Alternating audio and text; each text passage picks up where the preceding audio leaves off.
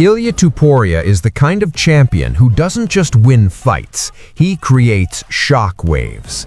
Every move he makes inside and outside the octagon becomes global MMA news. And this week, he dropped a statement that immediately changed the landscape of the UFC lightweight division.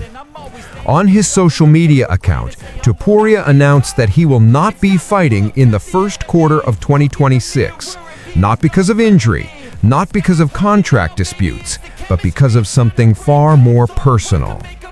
I will not be competing in the first quarter of next year. I'm going through a difficult time in my personal life.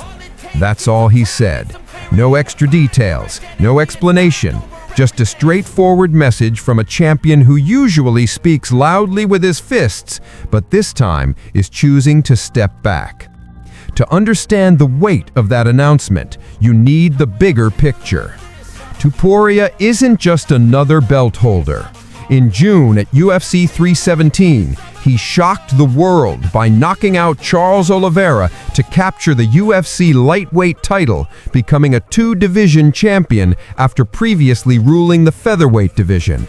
From 145 pounds to 155 pounds, he bulldozed the divisions with the same confidence, the same precision, and the same pressure-heavy style that made El Matador one of Europe's deadliest exports. But here's where the story gets even more tangled.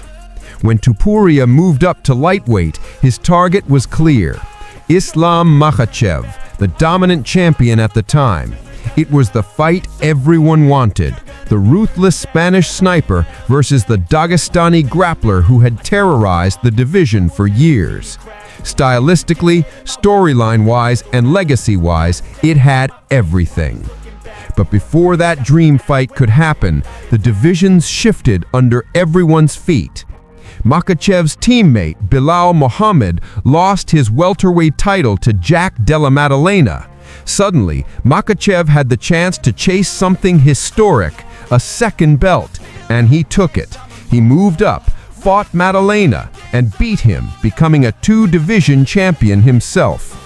Great for Makachev's legacy, terrible for the Topuria showdown. Now you've got two champions in two different weight classes, each holding belts in the same pair of divisions, but separated by timing, circumstances, and commitments. The fight that once looked inevitable suddenly became one of those maybe one-day super fights. But here's the key: Topuria still wants it.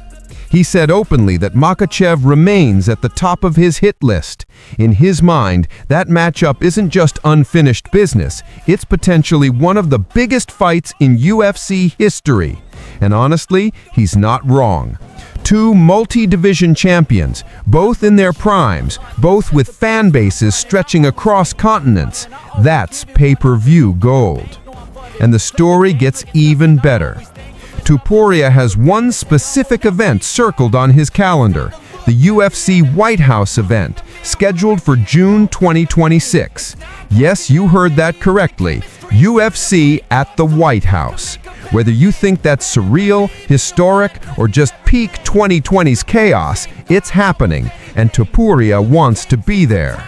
He even named Makachev as his ideal opponent for that stage. But before all of that, before the super fight, before the White House spectacle, Topuria says he has personal matters to handle. I want to focus on my children and resolve this issue as soon as possible. That line tells you everything you need to know. For a fighter who built his career on discipline and forward momentum, stepping away isn't easy. But stepping away for his family, that makes sense. That's the one thing fighters across all weight classes and backgrounds agree on. Family comes before the cage. The interesting thing is how Topuria framed his absence. He didn't try to freeze the division. He didn't demand the UFC weight. He didn't talk about interim belts or holding his place. Instead, he said, "I don't want to hamper the lightweight division. The UFC can organize whatever fights it needs." That's rare. Champions usually protect their territory. They negotiate, they push timelines. But here, Topuria is basically saying, Handle your business. I'll return when I'm ready. That kind of confidence comes only from someone who knows that when he comes back, he's still the man to beat.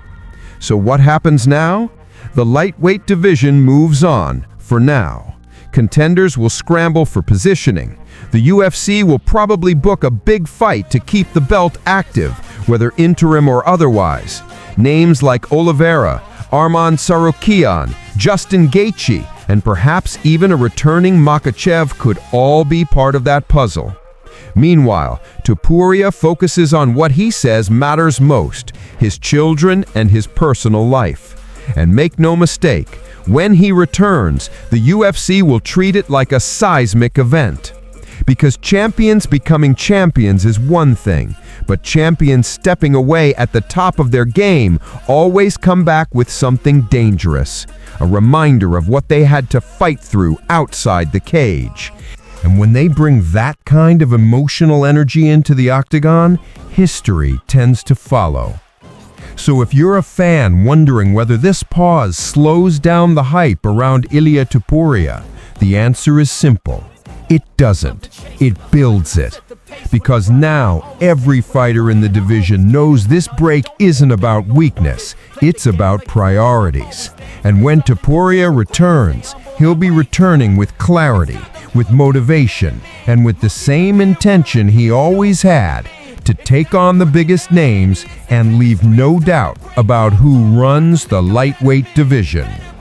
Until then, the story continues, the division shifts, and somewhere out there, Ilia Topuria is preparing for the next chapter, on his timeline, on his terms, and with the eyes of the MMA world waiting for his return.